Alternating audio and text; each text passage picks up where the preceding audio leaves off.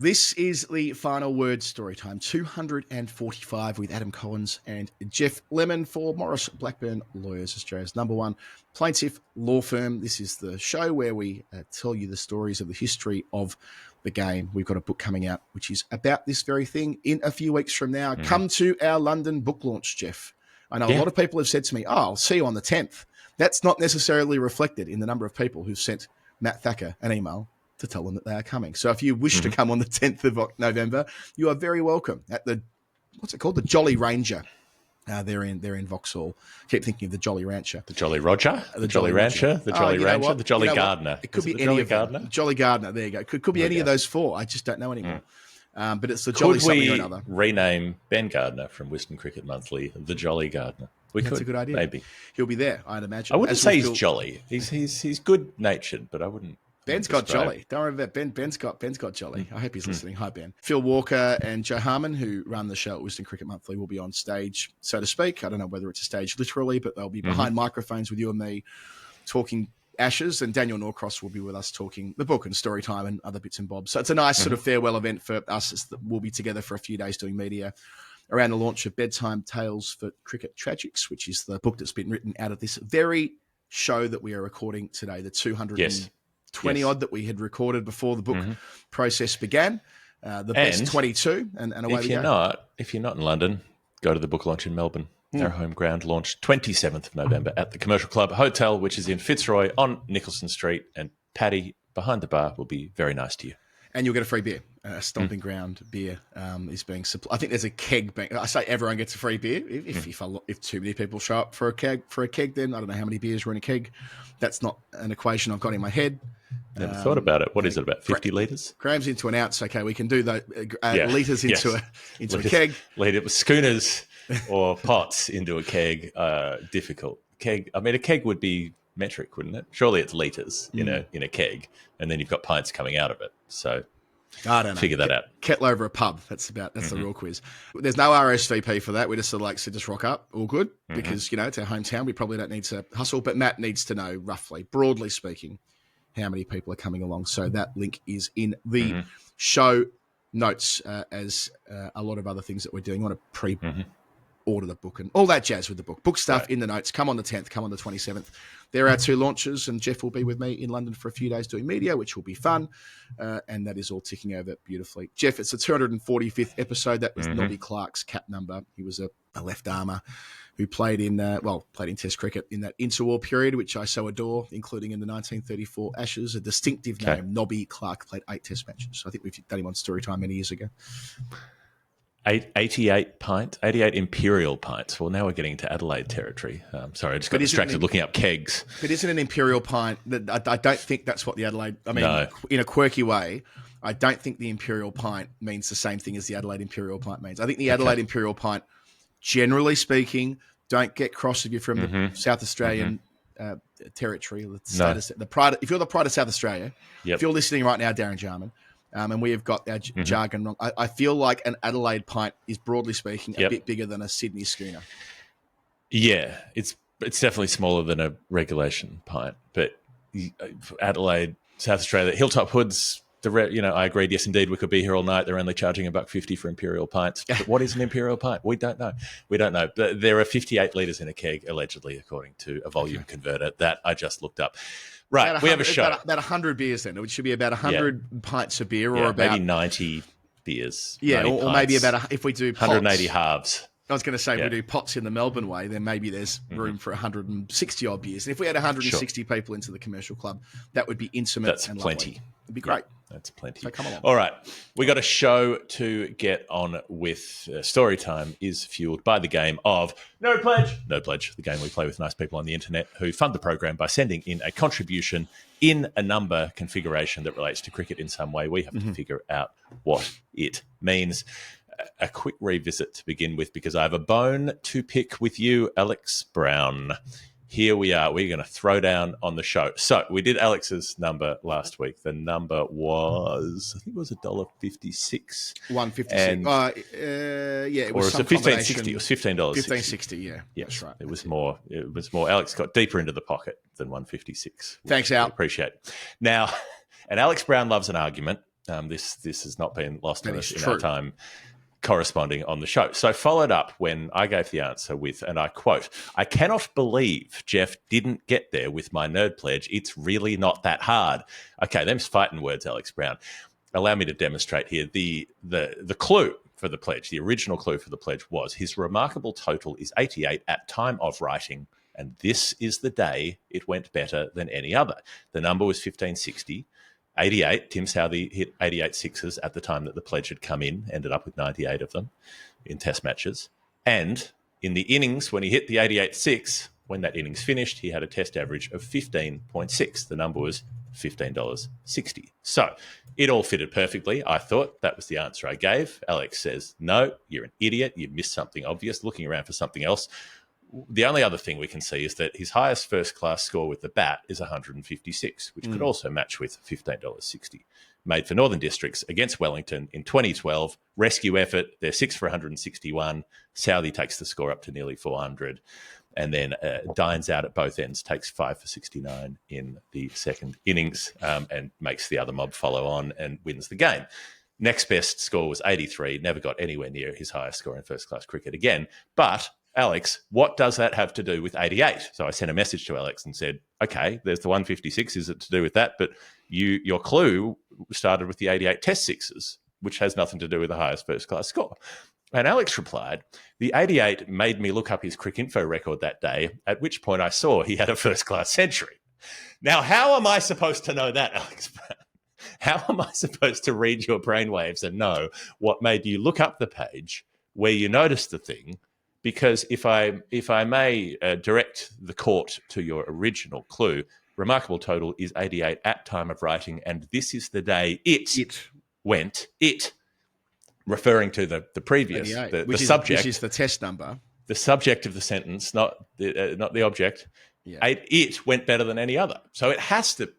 It acts on the it acts on the 88. It does not act on a first class score. Sorry, Alex. It represents. It's the pronoun. The it is the pronoun for the 88. It stands in for that because we have a clause. We have one clause acting on the other clause. You're the only Alex? person. You're the only person of a certain age that knows that stuff. By the way, because we were all rainbow rhythms. You know, like that. How we got taught. We were of the generation who got told to put a dot on the side of the page and just like sort of express things how you wish. We never got formal grammar training in Victorian schools in the 1990s. That was not a thing. Whereas Winnie, all over it. Over here, back to basic stuff. Like Winnie, phonics, something going for it, you know? Like Winnie reads to me. We're reading the Glory Gardens books right now. I read them when I was like 10. Winnie is very much able to read those to me at 5 because she's, you know, not every single word, but she can sound them out perfectly. I'm not saying that I'm going to vote Conservative for the next election, but I know that they were big on this over here about old school, teach the kids how to read. Hit them with rulers. Hit them with rulers, lock them in cupboards, teach them ABCs. That's what we're all about. Don't do that. Yeah, I never got taught grammar at school. I will say that. I think I didn't really know much about formal grammar until I learned to speak Spanish, and then only then did I actually. I realized, like, I knew all the stuff in English innately, but I didn't know why it was that. But that was why they didn't teach it to or us. what it was called. I think in the 70s it was a big thing, and by the time we were going through the pedagogy or whatever it is, the pedagogy, pedagogical sense or the prevailing wind on this was that it's all bullshit. It actually doesn't matter. We know, we intuit this stuff in our brains, so we process it anyway. So why bother being obsessed with what acts on what? Well, maybe, not to say that Alex went through our education system in New Zealand, but this is an example of where it's gone slightly wrong because the subject definitely acts on the 88. Subject-object disagreement, that might be what we've got. In any case, Alex, when I see you next in a pub, I will slap you with a glove. I will throw that glove at your feet, and if you pick up that glove on the end of your sword and tuck it in your belt, then we have to duel. Those are the rules. Glove slap will be what comes next. Excellent. Thank you, Alex. Thank you, Jeff. Our first number today is from, Jeffrey Gabriel, 261. He's been with us before. He's been with us for a long time. Hello, Jeff. Hello, Joffa. Jeff with a J as opposed to Geoff or Geoff. I've got Jeff with a J, the one that makes more sense to most brains. Pledging with 261, a game when the ACB had Assuming to change. This is the Australian board, not the Afghanistan board. You'd think so. I mean, it'd be a rarity and oddity if we were using the acronym for the Afghan Cricket Board in relation to a change the date thing. Not sure they're big advocates for changing Australia Day in Kabul. He says here, coincidentally, that new date is significant because of hashtag change the date. So this is obviously going to be something to do with the 26th of January, and it's a CA thing, and it's a change the date thing. And Jeff, I feel like there's been enough activity that you've landed this. Yes, the sequence for this begins in 2023 when they did change a date of a game. So if you're not aware, the 26th of January is officially Australia Day, which is a gazetted public holiday. And there has often been cricket played on Australia Day. Yep. Adelaide Test used to be there for a fair while before all the Test matches moved earlier in the summer. Public holiday weekends, they make use of it with having a day off. In 2023, and it's been less the case when there hasn't been cricket so late in the summer, in international cricket at least, there might be Big Bash activity on that day more recently. But 2023, there was nothing scheduled for the 26th of January. And then remember South Africa pulled out of that one-day series at the last minute because the SA20 was on? That's right, because that jeopardised their qualification for that World Cup, which they eventually made the semi-finals of. But they needed to win against Ireland in, was it in Chelmsford possibly? Was that where they played that series? So. Yep.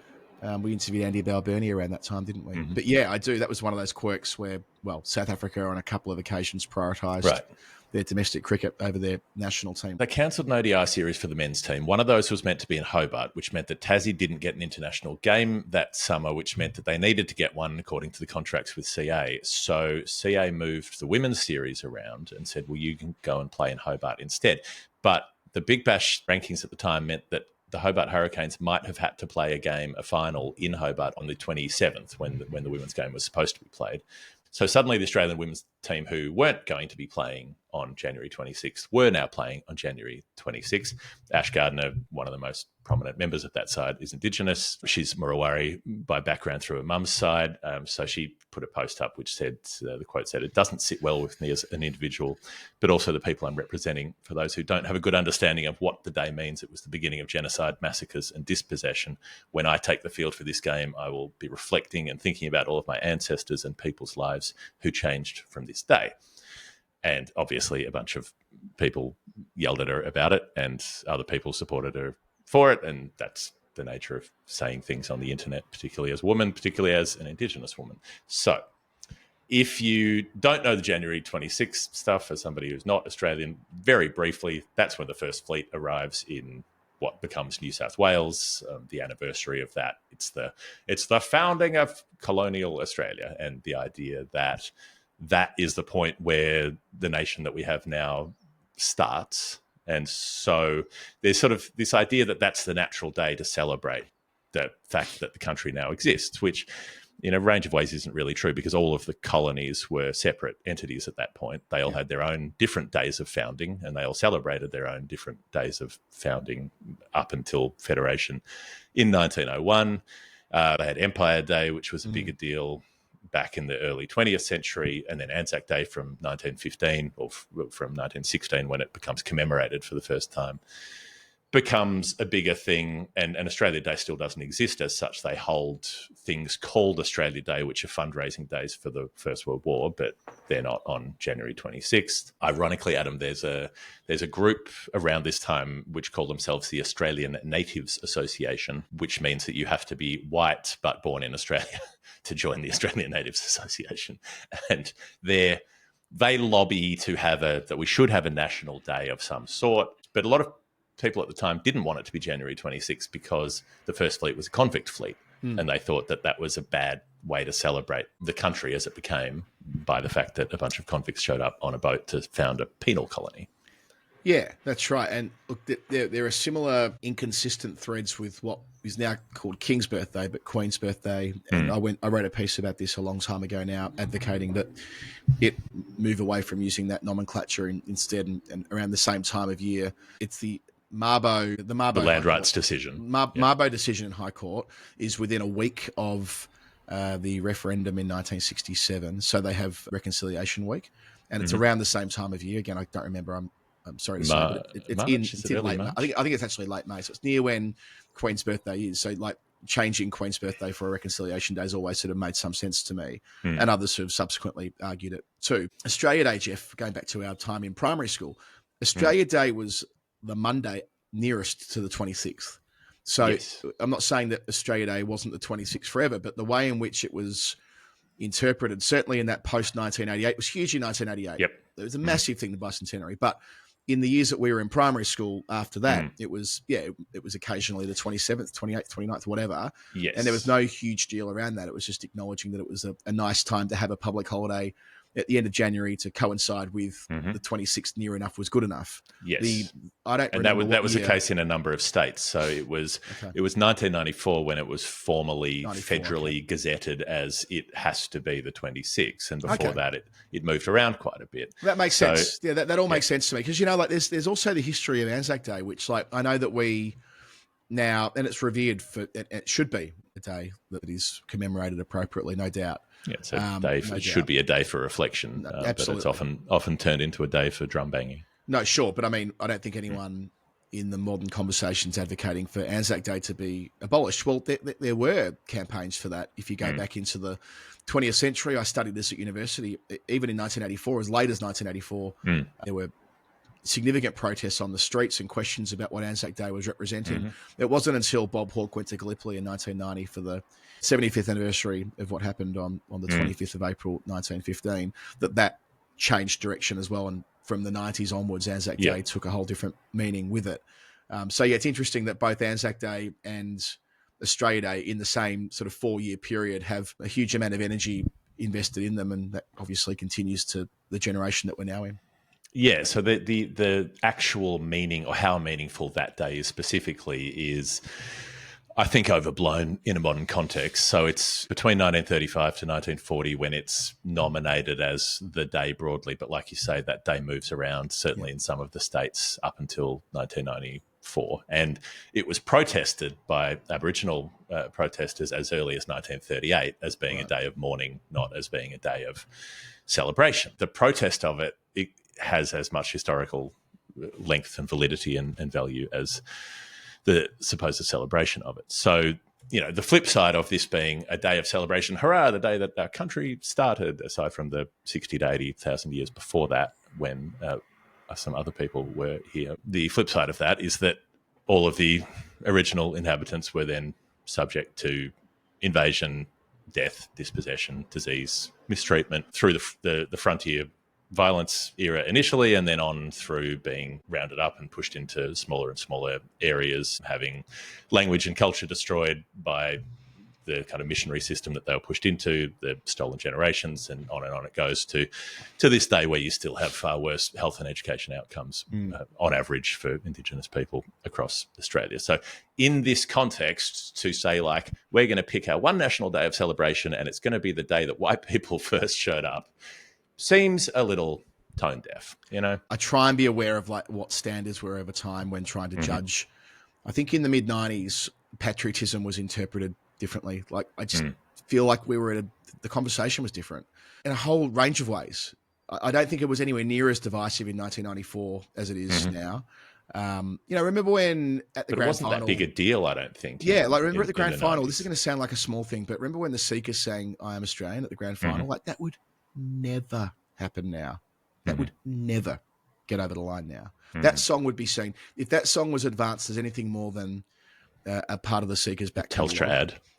If that got advanced to be anything more than it is right now, I'm not suggesting that it would be, but if it were to be, hypothetically, it'd be seen as woke PC nonsense, owing to the fact that a lot of the song is recognising our Indigenous history. Right? It would never ever get a Guernsey. But then it was I'm not saying it was competing to be the national anthem, but it did sort of have it was like a quasi-national song there for a number of years. But the conversation's changed, and that's something that we need to be aware of, and thus on one side of it, we're far more vociferous about changing the date, right? And we both fall into that category. And there'd be other people who'd be calcified in the view that's 180 degrees away from that, which means that finding consensus around what that day represents is going to be harder and harder. The perspective that's given by Gardner is informed by, I think, during COVID, where she spent more time getting in touch with her Indigenous background, she spent some time out at Leadnapper Reserve, which is Murruwarri land, which is like very north and kind of western New South Wales up near the Queensland border, like literally back of Bourke. It's behind Bourke. I do like out that. there. Cheers from the back of Bourke. Yeah, it's great. Yeah. So she'd spent some time out there with Indigenous people on that land, and then felt the strength, the resolve, the necessity to make this public comment. But, others had also done so. Cricket Australia had their Reconciliation Action Plan, which was where Jason Gillespie had contributed to it, Scott Boland had contributed to it. Both of them had said and have said publicly that Jan 26 should not be the national holiday to celebrate Australia itself. Dan Christian came on our podcast and spoke about it. And I wrote a story with Dan Brettig on Cricinfo about the politics of playing cricket on this day a number of years ago as well. It was a hot button issue for about 2 or 3 years in the Aussie cricket discourse, wasn't it? It was. And so Cricket Australia tried to fairly quietly, they moved away from using it as marketing in 2021. So it was as early as that when they said we're not going to sell an Australia Day game, but they didn't make a public statement about that. They just did it and people picked up on it, but they weren't trying to make a big deal about it. They were just trying to sort of navigate around it quietly, I suppose. And the point is not that you can't have a day that celebrates Australia as a country. The point is that you pick a day that includes everybody instead of a day when some of the people started killing some of the other people, which does strike one as not hitting the right note for a day of national unity. That doesn't. I'm not really sure how that's contentious. However, I reckon part of it is simply that when it's like it's really convenient. Like the 26th of January and end of summer holidays. If Federation wasn't January 1, right, which is already a public holiday, that would be easy. If we became a republic one day, and look, the probability is if we won't become a republic in either of our lifetimes, it'll probably never happen now because Australia's not got the maturity to do that, regrettably. We'll be the last constitutional monarchy here, I think. No. There'll be no one left. We will be the ones holding onto the apron strings. If it were like Jeff Fenwick's birthday, what if we found a day that, there we go. What if we found a day that could bring all Australians truly together? Yeah, I love it. I love it. But no, if there was a day that, if there was something in late Jan that we could anchor it to, but I think it would take something remarkable, I think, for it to be changed now, right? I sort of feel like that January 26th will remain our national day for the rest of our lives. Probably. I don't see it. Honestly, I don't see it changing. King's birthday will remain a monarchy, and the Australia Day won't change, and the flag will remain as it is. I just don't think Australia has the ability to move things along that way. We couldn't even get the fucking plebiscite referendum across the line. That got smashed.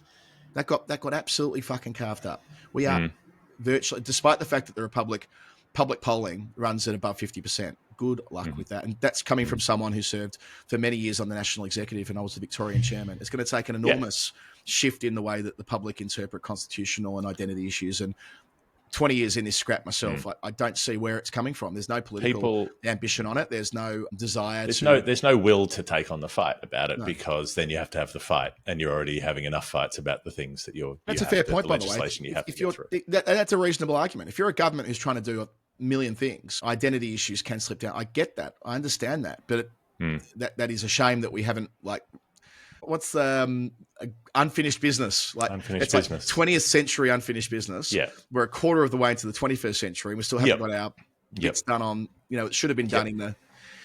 Anyway, sorry. These are issues that drive me mad. And broadly speaking, it's a failure of democracy most of the time that if you're asking a majority group, hey, could you all vote that we should improve our treatment of this minority group, then you don't have the numbers. I'm still amazed that the gay marriage vote got across the line, to be honest, in Australia. That was the perfect storm. Politically, perfect storm. Mm-hmm. That's like a unicorn moment. That wouldn't get up if it were run. Maybe that was, anyway. Let's not get into politics. That's too much. To get through the rest of this story, the way that it comes to be seen is interesting. And so Cricket Australia moved away from pumping up Australia Day stuff. Tennis did the same thing at the Australian Open. They used to make more of a deal of Australia Day. They do less now.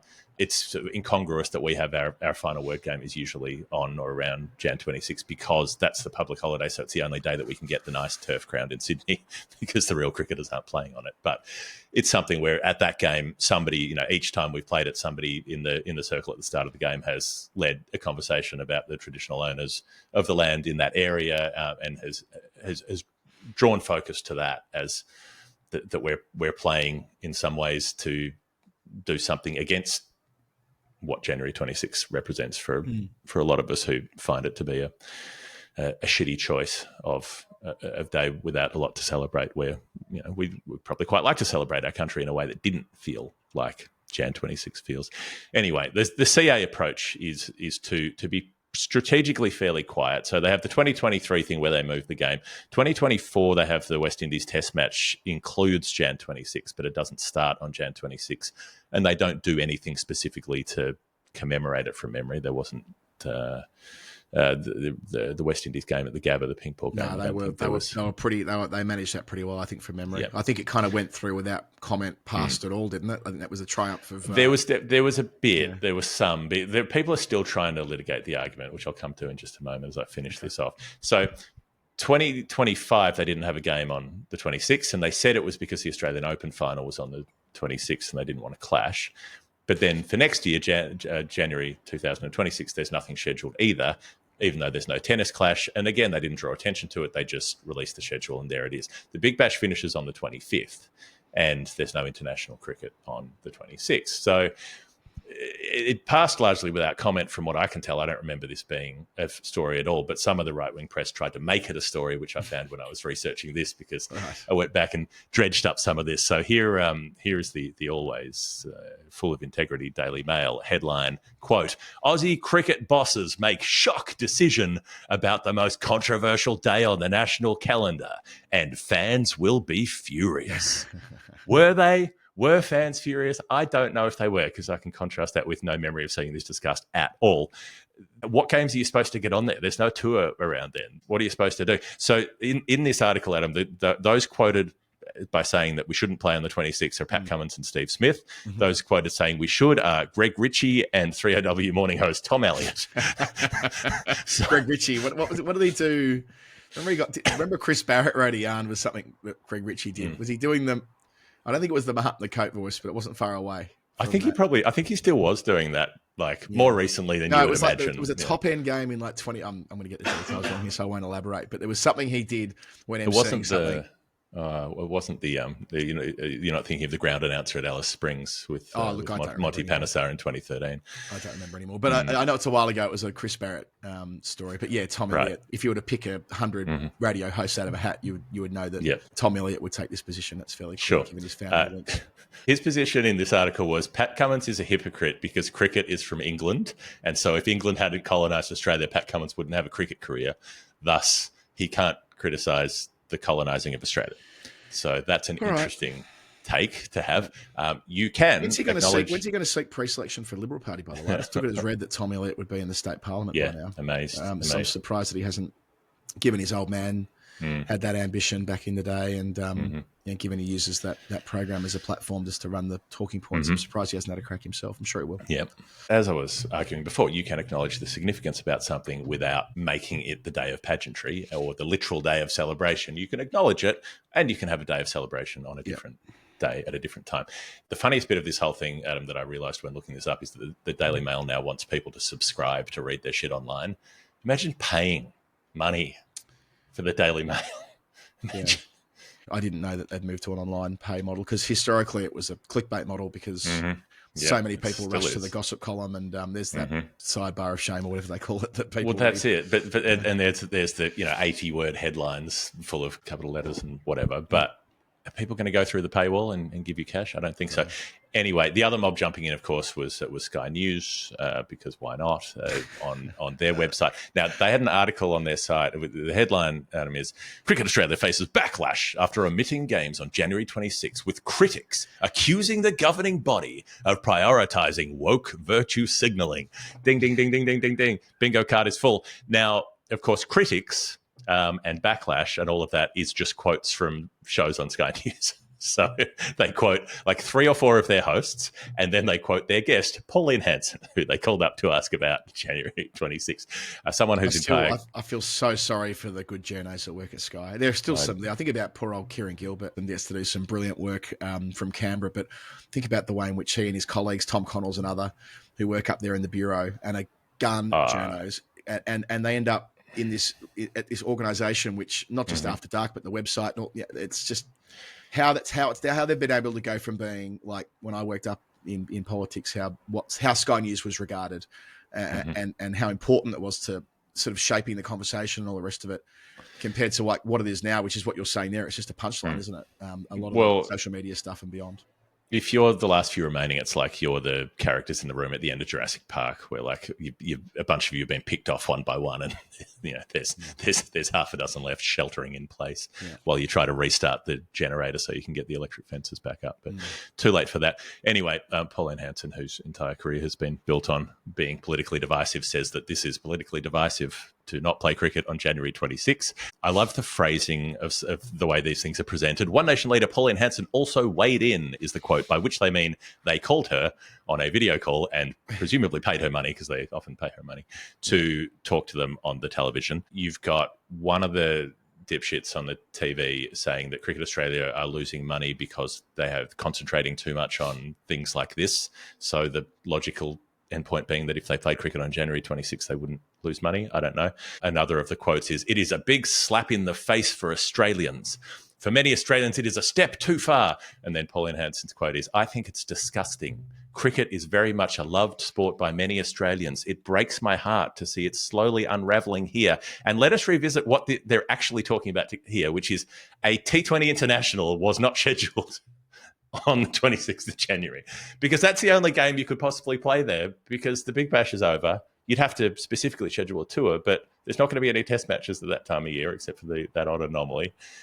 That's it. Like, there's no T20 bilateral, so cricket is unravelling in Australia, which nobody would watch anyway, because no one cares about the random bilaterals. And really the only game it could be, Adam, would be a women's T20 bilateral, which they probably think shouldn't be being played because it's too woke, because women are playing in the team. So reminiscent of that column that Maurice Newman wrote when they lost in Delhi a couple of years ago. But, it's what makes the grifters money.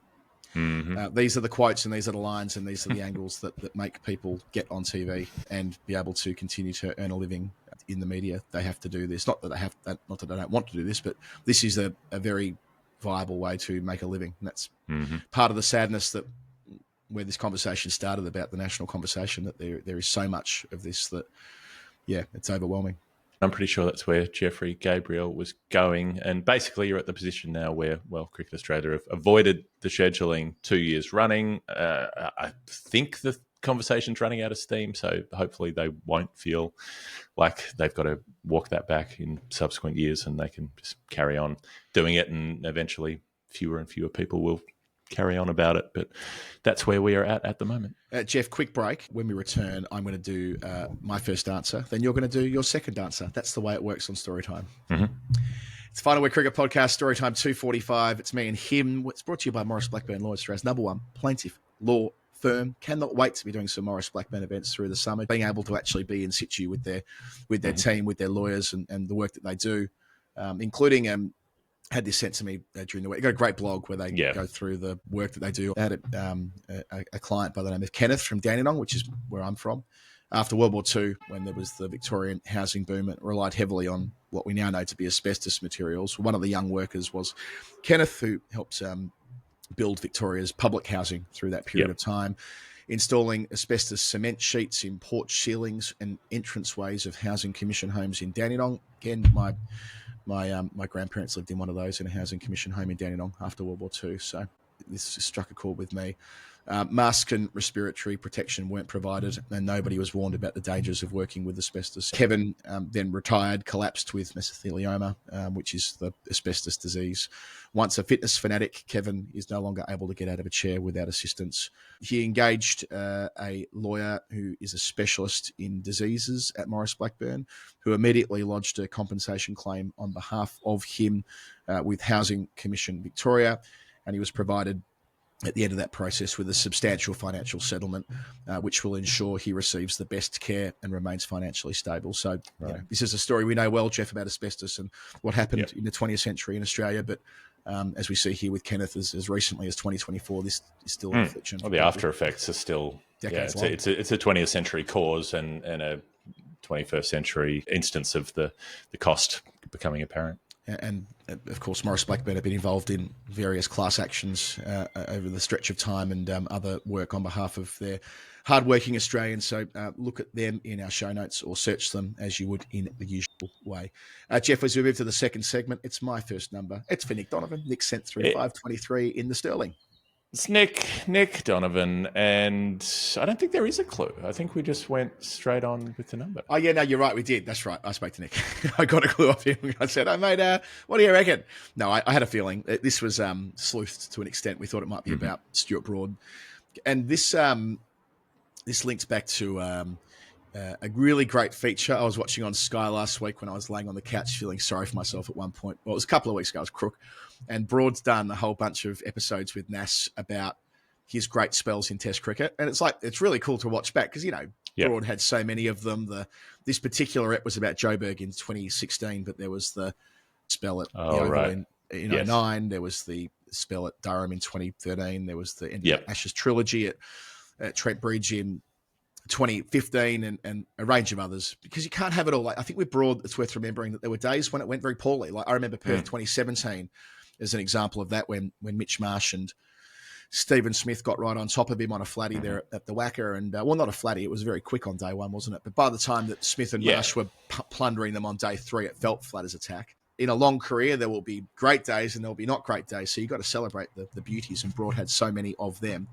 For this, we're going to one of those spells, but it's actually before all of that. It's in 2008. And why do we not know it quite so well? It happened in a one-day international. So this was the summer where Broad played Test cricket in the home summer, but he was as important with the bat as he probably was with the ball. So he started off as a Test player in December 2007 in Sri Lanka. So his first home Test summer was 2008. He'd been playing white ball cricket for Australia since 2006. So he was a known quantity. Indeed, he'd played against the Australians as early as 2005, a game that I was at. I was there watching him bowl for Leicestershire, his original county, against the Aussies. I remember it's like with Anderson being the leading wicket taker for England in ODIs. You forget that these two had a prominent career in that format, given everything we remember about them is Test cricket.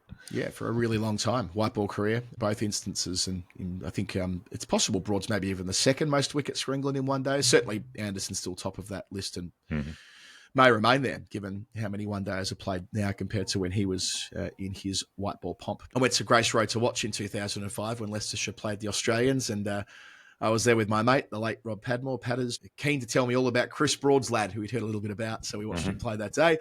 That was his first year as a first-class player. I looked at the card. He took 2 for 77 from 22 overs as the Australians made millions. He bowled Adam Gilchrist, though, which is not for nothing, for a duck, and got Brett Lee as well. That was the game where Chris Rogers made 209 from 219 balls in the second innings against Lee, Gillespie, Kaspovich and McGill. So one of those early signs that Rogers guy might have a bit about him. 2008, that summer, Broad made 67 not out in a test match at Leeds where Jeff Boycott compared him to Gary Sobers and not taking the piss either about the way the way he played his shots, which is a lovely compliment. I guess if you put two Gary Sobers on top of each other, standing on each other's shoulders. Well, I think the idea was that he was elegant and fluent through the offside, and Broad at his best was most certainly that. He got wickets in the final test match. Then we get into the ODIs. I kind of forgot that South Africa won that series 2-1 under Graham Smith. We all think about the series that the Saffers won in 2003 when Smith was a pup, but they do win again in 2008. It's the end of the Michael Vaughan era.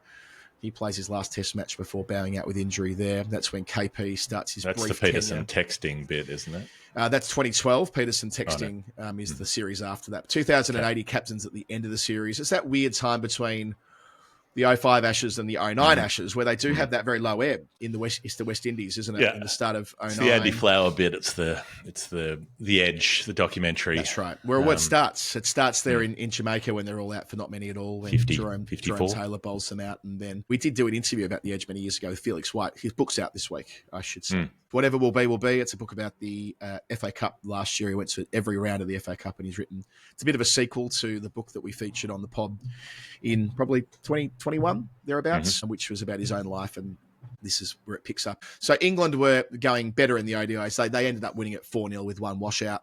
And the second in this sequence is where we're going for Nick at Trent Bridge on the 26th of August, which is about a month before the global financial crisis got really hectic. I remember that time very well. It was the Hawthorn finals campaign was about to start. 2 days before this, on the 24th of August, I got back from the Olympic Games with Rudd and went straight from the Fairbairn Air Base and went straight to the domestic airport and flew straight to Perth across the country with all my work stuff because Buddy was on 94 goals. And I'm like, I can't run the risk of not seeing him play on the Sunday. So I flew from Canberra to Perth, having just spent like 2 weeks overseas on an absolutely ridiculously hectic trip. And then Buddy kicked 4 and was on 98, so I didn't actually get to see him bring up the 100 because I was stuck in Canberra the next weekend. But I gave it a go. The likelihood that you would be paying attention to a one day between South Africa and England in 2008 would be very relatively low, wouldn't it? With that stage of my life, very low. Yeah. This was a day-nighter. South Africa battered, Graham Smith captain, and the game was over before the night session even arrived. Rampage, all out 83 in 23 overs, and England chased it none down in 14.1. We've been talking on the daily shows from the Women's World Cup about what constitutes a double bagel. I think if you bowl out the team for 83 and you win none down, that might be the double bagel. If you're bowling out a team for fewer than 100, then chasing naught down. Yeah, I agree with the none down. It's got to be a none down chase, and then under 100 anti-intuitively makes sense because there are no zeros. So there are no bagels, but the zeros are good in this case. So, I just I'm quite convinced that I want to make this a thing, to double bagel a team in a white ball game. Jimmy, none for 26. Andy Flintoff, 3 for 29. Steve Harmison, 2 for 4 at the end. Harmison, what a privilege having Harmison come on second change to finish off the tail.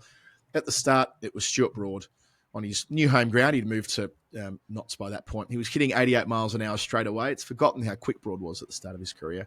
He strangled Gibbs down the leg side. But Matt Pryor, good catch. Graham Smith, a great catch from Matt Pryor, diving across the cordon, one-handed goalkeeper stuff. Jacques Callis, first slip, taken. I'm going to give you one guess, Jeff. Who was England's first slip in a one-day international? Paul Collingwood.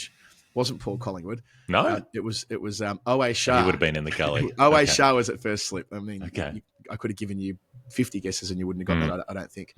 O.A. Shah, who bowled me for a duck on the main ground at Lords a couple of years ago, the only time I've batted there, not ideal. 26th. I'll hopefully make amends at some point and play there again and not make a Golden Globe getting knocked over by a former England player, hopefully. Not to say that O.A. Shah was particularly threatening. It was me losing the plot. Again, if you gave me 50 options who I would be allowed to face, he'd be towards the top of that list. It was a useful bowler, no doubt, but took a lot of first class. Yeah, but he's not Harmison. But he's not Steve Harmison. No, he was the first slip. Harmison's one who scared old. What's the guy's name? The fake cricket career guy. Adrian Shankar. Yes, Adrian Shankar. Yeah, Harmison's the one who scared him off from trying to pretend that he was a first class player when he had to face a few overs from Harmison playing against Durham. He decided not really up for this. So Harmy can't get into the attack because Broad keeps taking wickets, right? So 26 for 3. Gets JP Duminy caught behind. I like this from Mark Nicholson. Whoa, another one. This is fantastic cricket. Just very sort of Nico of the time. That's Nico, but recording it for a video game. He's like, this is the most generic thing I can say. I guess so. But I mean, whoa. He did a few of those voiceovers for some of the EA Sports games.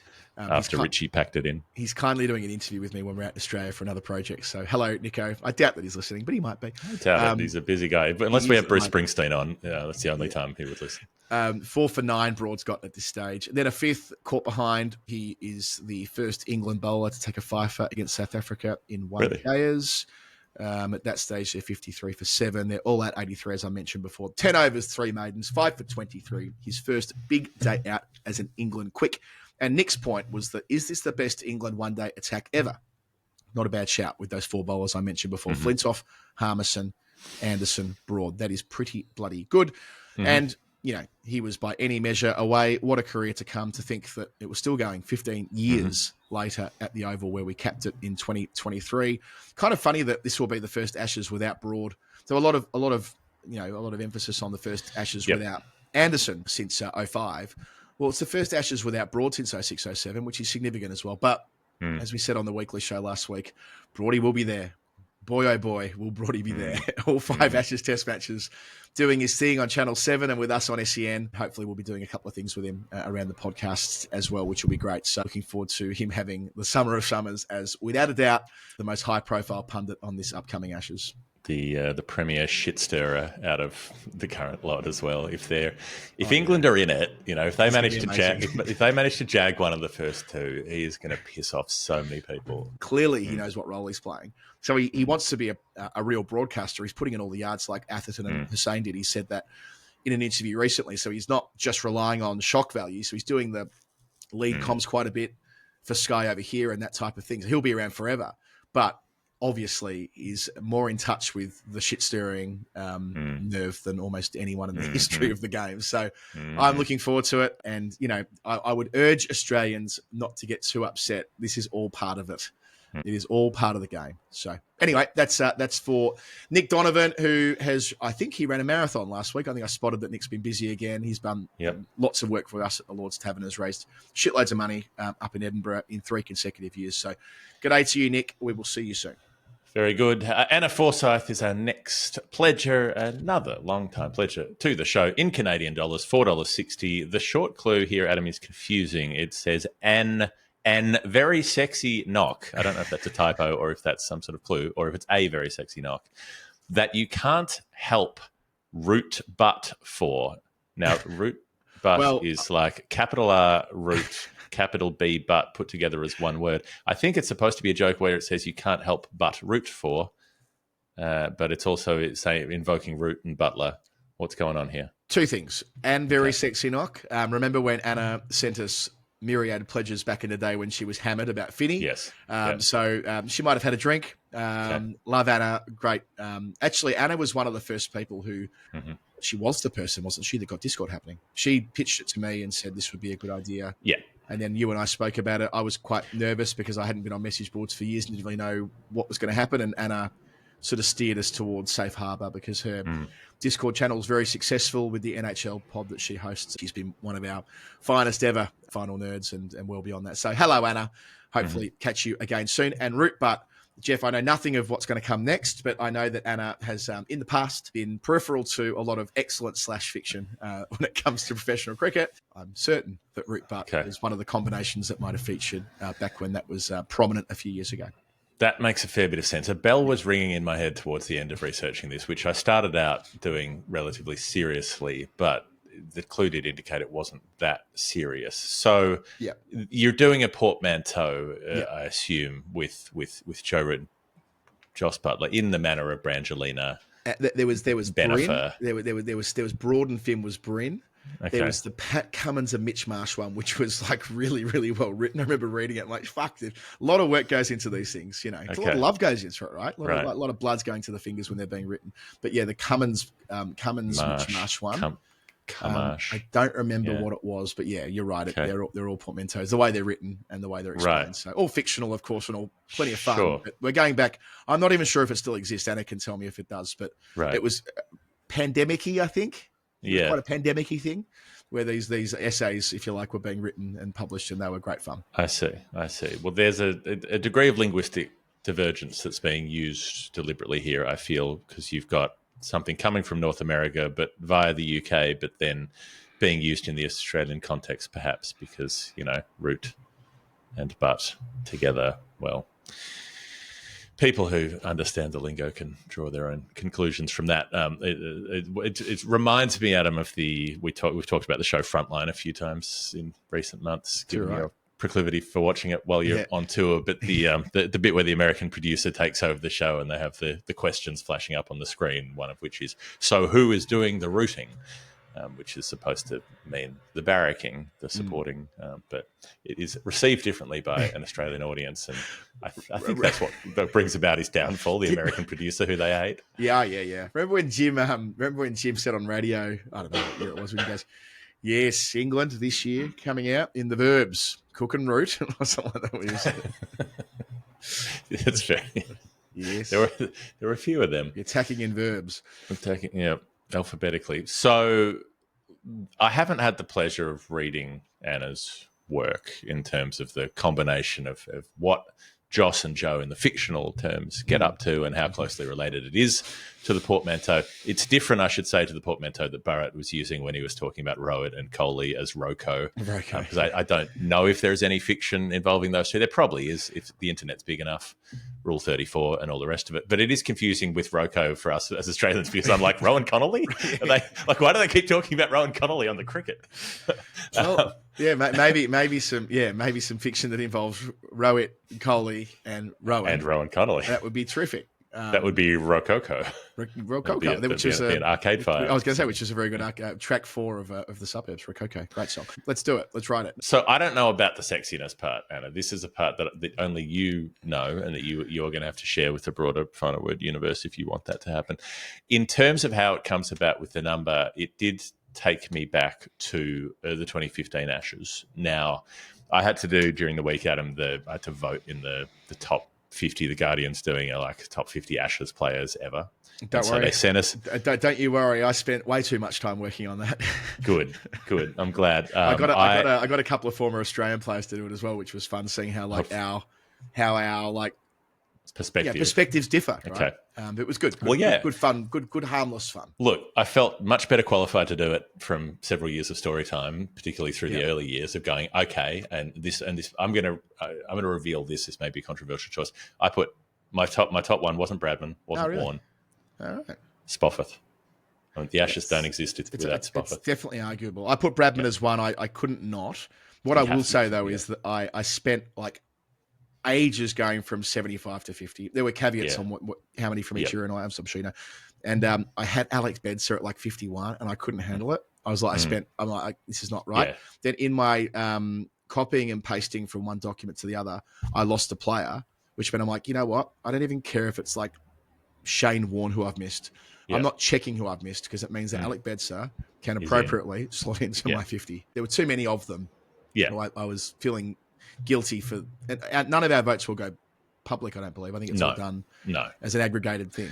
It is aggregated, but I just thought I'd reveal that I went against the grain for. Should we find our? We should find our lists when we'll reveal our lists and be subject to the scrutiny that'll doubtless flow. When this goes live on the Guardian's website. We're probably giving a spoiler here that it's even happening, but I'm sure they won't mind. We're just promoting. We're pre-promoting what's going to come in the pages of the paper soon. Yeah, I don't think it's a secret that it's happening. It's just a secret what the results are. So we're not allowed to reveal that. So I can tell you one thing. I think someone put Bradman really low. I know someone told me that someone performatively put Bradman quite low. I know that. So I'm sure he'll finish number one. Yeah. Well, there are others where you I wanted Jack Ryder to be in there just because he was such a presence, but his record doesn't support it. There are definitely players that you look at and instinctively think they should be in the conversation, and it doesn't click with the numbers. They're a complicated cricket. Clary Grimmett's an interesting one. You instinctively think, of course he's in there, but then it's not as easy as you think it might be when looking at some of them. Yeah, I was looking at more how many series they played as well. Totally. And so someone like Grimmett is important in a whole number of series and through some of the most significant series. Someone like Jardine's not in there for his record, but he's kind of got to be in there for the story, that sort of thing. Anyway, that's a divergence. What I can say is Joe Root's not in there for me because I was like, he's played a lot of Ashes series, but he's only been really influential in one. Yeah, I think that's fine. And so that didn't make the cut. Yep. And that one was 2015. And it was the one where he makes the ton in Cardiff, then the 50, they win the first test. And then I think he's the 63 in Birmingham when he's the top scorer. Australia have been bowled out cheaply. England could be held in check. They're not, largely because of that score from Root. I think that's more important than the ton at Trent Bridge where Australia's already trashed. So, but he's influential in the three wins that they have. And 200s in the series, and he makes 460 runs in the series. Our number is $4.60, but I don't think that's the answer. The opposite is true for Butler during this series. 27 and 7, 13 and 11, 9, 12, 1 and 42. Those are his scores. He's the keeper. He's batting at 7, except for Trent Bridge when he's batting at 8. What's going on with this, by the way? Australia 60 all out. England 4 for 269 when Bairstow gets out late on day one. So they're already over 200 ahead. They've got Stokes, Butler, Moeen to come. And they send in a night watchman. Mark Wood comes in ahead. The wild, brave Ben Stokes sends out Mark Wood as night watchman ahead of him, who then makes 20-something the next day and has quite a nice time. But anyway, that doesn't help Butler, who bats at 8 and still doesn't make any. Goes to Sharjah later in the year. Sharjah. The double R's and the double D's. He gets dropped by the third test and says, played the first 2, didn't make any, and out, and Bairstow replaced him. Okay. And a couple of weeks later, he says he was thinking of retiring altogether from playing for England at that point. He was at such a low ebb, but he stuck around for the one-day series, made a couple of low scores in the first couple of games, then made 49 not out and felt a bit better. And the next game in, they're 4 for 227, about 10 overs to go, wicket falls, and Morgan's the one who's out, but he's basically already teed it up. He's like, if I get out at this point, Joss comes in, and Butler comes in and makes his 100 at an absurd pace. It's Dubai. Shoaib Malik is playing. This episode is Storytime 245. Shoaib Malik made a 245 in a test match. In that series. In that preceding the test matches of this series. So there you go. There's a link I wasn't expecting to have when we started the show. 8 sixes, 10 fours. It's the fastest 100 for England. It comes up in 46 balls. $4.60 was our clue. So I've got a Root 460. I've got a Butler 46 for Root Butt to come together, and as it were, and within a few months of each other in 2015. I don't think it's quite the latest 100. I spent a while trying to figure out what's the latest point someone has entered the arena in an ODI and made a century. I think we know that, don't we? It's Glenn. I think it's the 42nd, but it's not in. I'm pretty sure it's Glenn. It might be from when he faces the ball. You're thinking the one in Delhi, the Dutch one. Yeah, but he comes in the 39th. I don't think he might not face a ball until the 41st or something like that. I've got a feeling it's him, but only because that just jumped out when you said it. Like maybe it's Australian or something.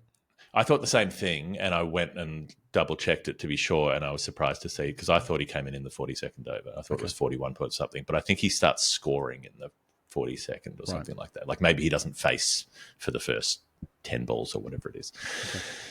It's close. It's thereabouts. But this one, it's the 41st over when Butler comes in and he makes 100. At one stage, they've got the BBC comms wondering if he has time to reach the century. He ends up 116 not out. And the commentary is also wondering if they'll get much past 300, and they make 355. In some ways, that's the beginning of the switch flipping. Like I know there's that other point with after the World Cup, but this is when it really starts to bubble for England. They've got it's Trevor Bayliss' first overseas tour as coach, Jason Roy's first century, and Root is there. They play together in this innings, not for long, only for 7 balls, but perhaps Root Butt was about a short time. Not a long time. A good time. A good short time. Not a good long time. A good root putt, not a long root putt. Not a long root putt, if you will. But Anna will have to answer that question with her fiction and her reputation and her possibility of being sued. That is up to you, Anna, to publish what you will. But that is my answer for you. Love you, Anna. Great stuff. Great to have you back on the show. Let's go to our last break, and then we will do my last answer, and we will get out of here. Storytime 245, also brought to you by NordVPN. NordVPN. Bloody hell. I'm thinking about VPNs a lot recently. I came up in an interview that I was doing the other day, Jeff, to promote the book, where I got to tell the story of 2018 in Abu Dhabi when we weren't able to broadcast the second test match unless we had a VPN. And I reflected on how exotic and rogue that felt only 7 years ago. Like it was like, well, we got to didn't know what it was. And we did I think Dono knew what it was. Really? I don't think you and I really knew what it were. But maybe just a little bit, And literally, I was like, who was it who said like the internet's a series of tubes?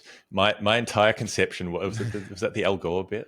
My whole conception was it's a tunnel. A VPN is a tunnel that you put in the internet and then you can drive through it. Yeah, a tunnel from my window to yours, to stick with the Arcade Fire theme from earlier in the show. I thought I reflected on that. Now, if you haven't got your NordVPN, you're camping out. If you're coming to Australia for the Ashes, get your NordVPN. Pack it with your passport. I'm going to Brazil later this week for the tour over there that MCC are doing some work with Cricket Brazil and MCC and Surrey and all the rest. And I will be definitely bringing my NordVPN on that trip. I'd be mad not to. NordVPN.com/TFW. I've enjoyed my discount. I've enjoyed my 3 months. I could have taken them up on the cancellation, but why would I? I'm going to be a NordVPN customer for life. I can say that with some authority. There'll be no other VPN I use. I'm a brand loyal guy. I'm the guy that's been buying the same Cons shoes for a decade. I buy the same black Cons shoes. I knacker them.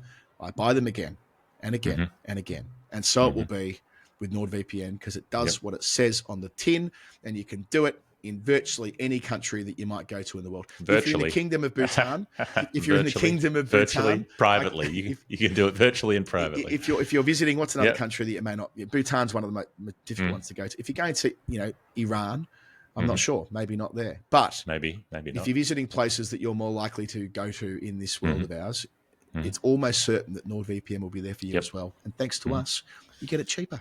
You do. NordVPN.com/TFW. That's where the discounts are. That's where the free months are. That's where the deal gets better and better. Go and read it. Let them tell you. We've told you enough.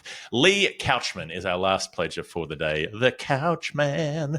$9.10 in USD. He's on the sofa, sprawled out, taking up all three positions, feet up on the arm at the far end.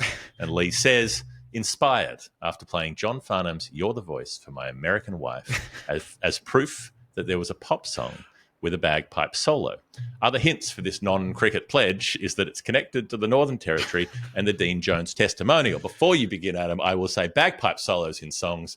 Yes, You're the Voice. Yes, and obviously AC/DC. People know about that one. May I also raise you Walls Fall Down by Jebediah, which has a lot of bagpipe, particularly at the beginning, but then back through the middle. And Under the Milky Way Tonight by The Church. Bagpipe solo in the middle. I played a church. It's not actually. I played a church song on the car home with Tubes last night when I was trying to remain awake. Yep. I played Unguarded Moment because it was on my Australian playlist, and I was, for whatever reason, I felt like singing a few of those songs when Tubes and I were making it back from the Cotswolds at midnight from a wedding where we were. I'd never heard this term before. We were night guests, so we got the didn't get a Guernsey to the wedding, but did get a Guernsey for the night. And we got back. That kind of wedding, was it? That kind of marriage? Have a few night guests. Anyway, apparently it's a thing over here. Ask Anna to write a story about you and Tubes being the night guest. The night guest, yeah. Anyway, all good. All's well that ends well. I'm going to throw in a fun fact here, which is that the bagpipe solo in Under the Milky Way Tonight is not actually bagpipes. It's a synthesizer. Right. People may not know, but Steve Kilby let that one slip. I'm going to buy a synthesizer, by the way. I've been fucking around on eBay trying to find the right one. Okay. I've made certain decisions. One of my great mates back in Melbourne, Christian Seibert, bought a synthesizer and a drum machine a few years ago, and he's been having a lot of fun with it. And I want to get involved in this as a hobby next year. We'll see. Okay, Lee, here we are. Okay, it's not going to take long for people to work out the connection here. Dean Jones testimonial. How many times have we done it on the show? Many. 2, at least. At least. Plural. Minimum 2. Minimum 2, probably referenced far more. And also greatest season it was with P-Duck. P-Duck on the scorecards always brought me an inordinate amount of joy seeing on the card P-Duck 1 over none for 4. I don't know why that just tickles me so much. P-Duck 1 over 0 maidens, none for 4. And he bowled all right. He bowled well on the Ashes tour that we talked about. Yes, indeed. So I'm not going to talk about Plucker again. But the Northern Territory, Plucker, what's the link there? Hey, it's Saturday. Daryl Summers, who for many years led the Northern Territory campaign. You'll never know if you never go.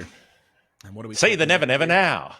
And what are we talking about here? I got a few other bits and bobs here from Lee afterwards, which made it absolutely clear he was talking about hey. He said, where did Custard cover Live in La Vida Loca? I went back to revisit that. It was on Hey, it's Saturday. And there was a Kamal reference in there too, which I might come back to Kamal in a little bit. And of course, Plucker and the Dean Jones testimonial and so on and so on. And the institution is and was Hey, it's Saturday. And I am quite happy with how I got this, by the way. I'm like, it's about the start of an institution. I went back and looked at when did Hey begin?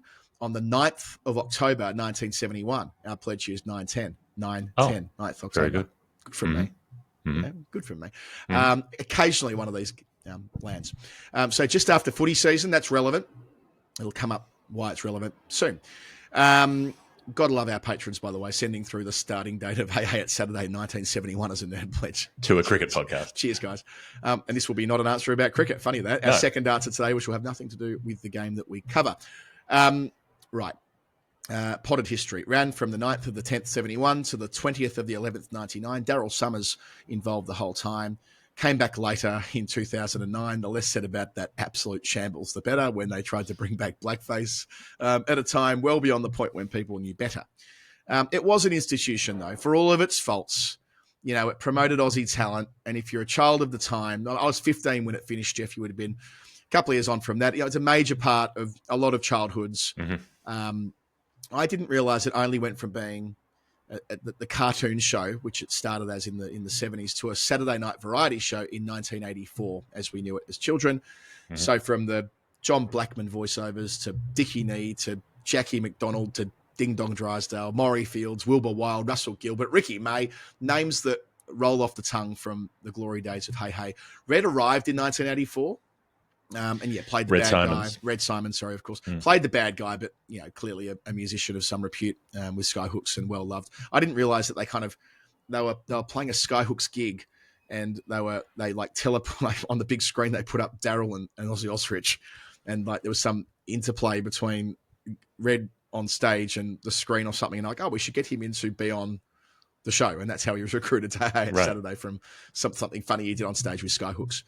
Mentioned Ozzy, he was there from the start until 1994 when they finally punted the ostrich. Gong him, Red. And then, Pluck a Duck in the 90s, which was pretty bloody loose. Pluck a Duck was a very fun character. It was of its time. Andrew Fife with the cartoons, Trevor Marmalade, all very naughty, double entendres everywhere, lots of Farnsey, lots of Barnsey. Jo Beth Taylor and Lavinia Nixon in the latter years after I mentioned Denise Drysdale. I think she finished in 1991. Then there are a range of others who did that job. Celebrity Head was always one of my favourites, a game that, from time to time you still might play after a skinful. Mm-hmm. Molly's Melodrama, which was always one of the first segments early in the show, Jeff, when they'd feature a record or an interview that Molly, what a great life Molly Meldrum had then, by the way, like being flown out to the States or to the UK to do an interview, which would run back home for 6 minutes. And, that was the gig, right? That was the time. It would just be, you're just going to Elton John's castle to talk to him for probably 2 hours, and then we'll use 4 minutes of it in the edit and then pop back. As long as you're wearing the hat, he's probably contractually obliged to wear the hat for the entire time. Richard Hines once told me that when he was working for the Sunday Age, they just flew him out for 2 days. He was working for a Sunday paper and got to do the entire of the Masters or something, or the British the Open It was that time when there was far more money in traditional media because there were fewer places to spend money if you were advertisers, presumably. The great Aussie joke, Maury Field and Shane Bourne. Always a big sports focus. All the superstar athletes of the time ended up on Hey Hey It's Saturday at one stage or another. Remember the Music Man on Red Faces, which would parody all the athletes. Grand final nights, Jeff, with Daryl Summers being a massive Geelong fan and having to do the show after being at the G in 89, 94, 95, 92, and sort of being desolate on those nights. It's also important to note that it wasn't all great. The Kamal thing especially, which he spoke about later in life, that he was kind of fine with then, and I'm summarising a long letter that he wrote at the time. He was fine with it then, kind of, because he didn't perhaps appreciate just how full on the implicit racism was through the taking off his accent and that type of thing. Kamal, who and the cartoons. I mean, the John Blackman cartoons were so fucking racist. It was Andrew Fife did the cut. I think Blackman was the voice under it, wasn't it? So I think it was Fife did the cartoons and Blackman did the voice. Right. So, but you're right though. I mean, the cartoons and the all of it was bad, and all of it was very much of its time. And I think that this is where Hey Hey reflected the good of society and the less good of society, where Australia was at its time. And Daryl Summers was like, ha, it's all just a joke. Yeah, that's and, it. And I think he had to sit with it for some years and kind of come to terms with how and that he'd played along because it was his way to having a TV career, and that was employment. That was how you stayed in the business, was by not complaining about stuff like that. Yeah, you played along to get along. It's absolutely part of how it was. And Daryl Summers, to his credit, wrote him a letter of apology in 2021 and acknowledged that he'd learned a lot. And I haven't read the letter in question, but it was reported on widely at the time. So, Summers was a massive deal. Just to come back to Daryl here, he won 3 gold Logies, 1983, 1986 and 1989. Now, interestingly, in the final season of The Newsreader, which was on BBC a couple of weeks ago, I think it was been on iPlayer. It was on in Oz like a year ago, but we only got it here on BBC recently. Dale Jennings wins the Gold Logie in 1989. I wonder how Daryl felt with that rewrite. He was actually the Gold Logie winner, but a fictional character received the Gold Logie in 1989. By the way, in that final season, loved the Jason Dunstall reference. Because the last season of the Newsreader does 89. Love the Dunstall Unstoppable reference. Love the Michelle Cobber Grattan reference when they're talking about calling Michelle Grattan. Loves that we're going to call the Prime Minister's press secretary because someone will get Barry Cassidy on the phone. All top class, proper, ABC listeners especially would love that, or watchers rather, would love that kind of thing, and people of its time. Last couple of eps, they didn't really stick the landing with that, sadly. Great show, but they really, really rushed to the finish line and brought in a whole new plot line from nowhere to round it off, and that was perhaps less good. But a fun show overall. Who have I missed in all of this? The person who hosted on the 9th to the 10th, 71, the great Peter McKenna, who hosted the first 2 years right in the middle of his decade of dominance at Victoria Park playing for Collingwood. 838 goals in his 180 games at full forward. 8-time leading goal kicker there, a superstar from Heidelberg, which is a very Collingwood recruitment zone at the time. Yep. 121 consecutive games without not kicking a goal, which remains a record. The long hair, the Beatles comparisons, those huge elevated chest marks with ridiculous accuracy when shooting a goal. An absolute megastar. 13 or more times he kicked 10 in a game. The first of those against Hawthorn in round 1 in 1966 when he kicked a dozen. The same, and you think about McKenna, the flat punt was very popular, especially with Peter Hudson in that era for full forwards. Not Peter McKenna. He kicked the long drop punt, so he's a moderniser as well. And he and Hudson duking it out. And I've talked about the Peter Hudson 1971 grand final and being knocked out by Barry Lawrence. Well, in 1970 it was friendly fire when Des Tuddenham took out McKenna not long before halftime, and at that point, Collingwood are leading by 44 points, and we kind of all know what happens next with the great Barassi and the handball tactic that worked delightfully well, and Carlton overturned the greatest margin in a grand final to win under the genius of Barassi.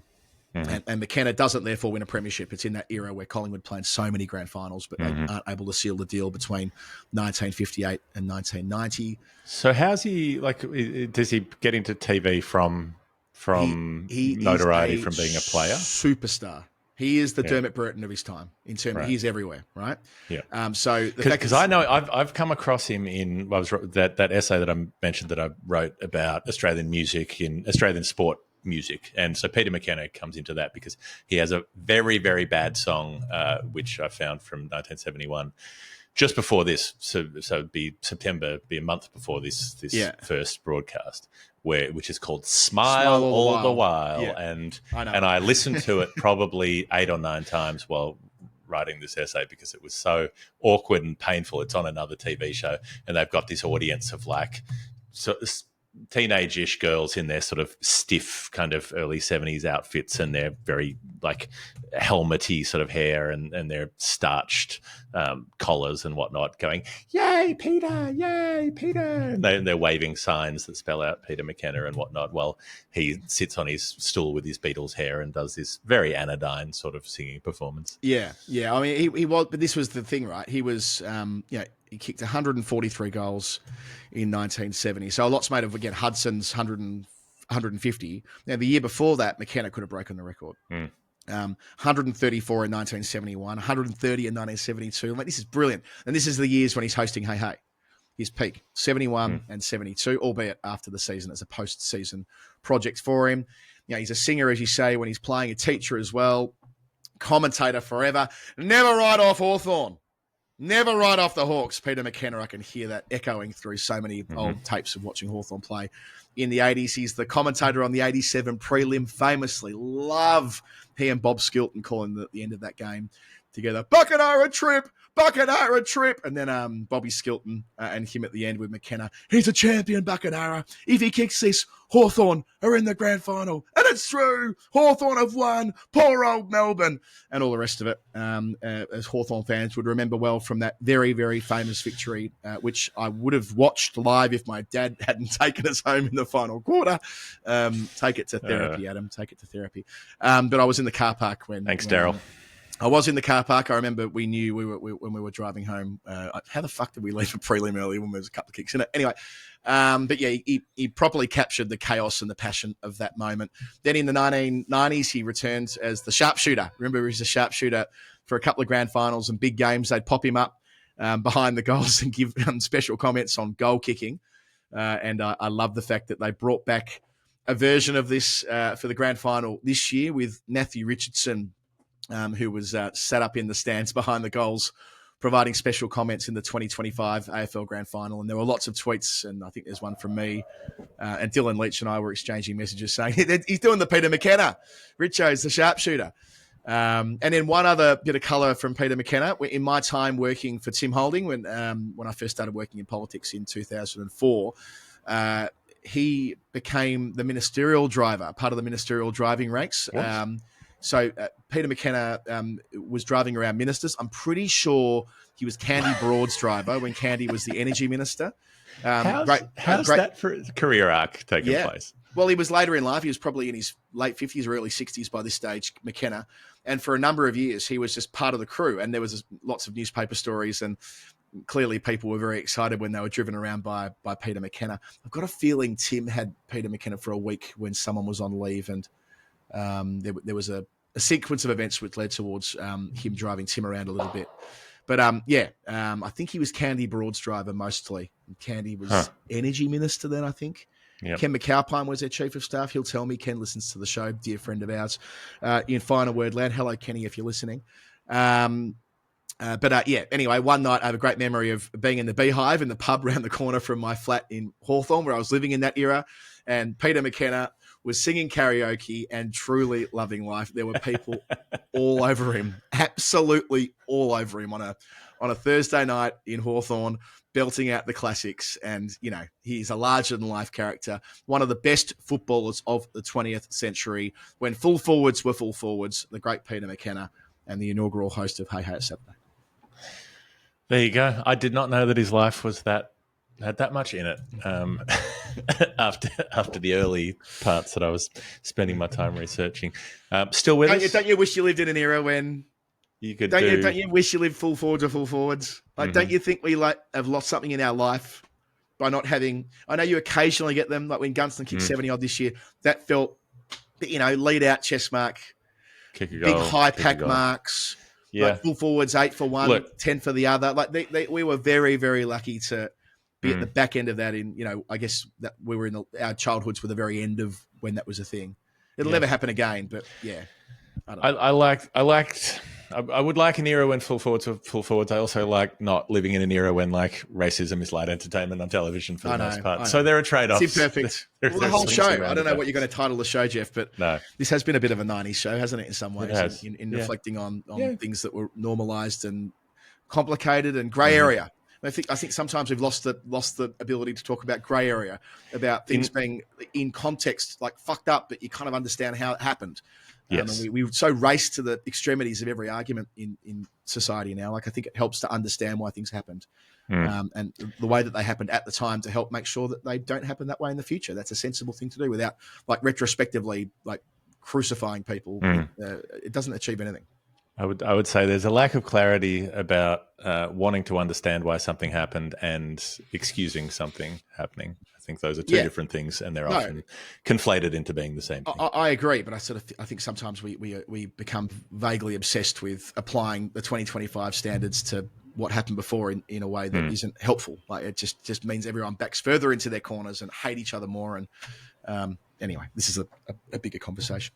It's been a fun, and it's the end of the show. It's been a fun one. Yeah. I hope you've enjoyed it. It's been the 245th story time, so we're nearing another milestone, a milestone that Jeff does acknowledge. Doesn't like 150s, doesn't mind 250s. So we'll do 250 is a quarter of 1,000. So we probably won't do anything for it because it'll be the Ashes, but we'll raise our bat on the screen, as it were, and you can always remain remark the guard, and we'll move on.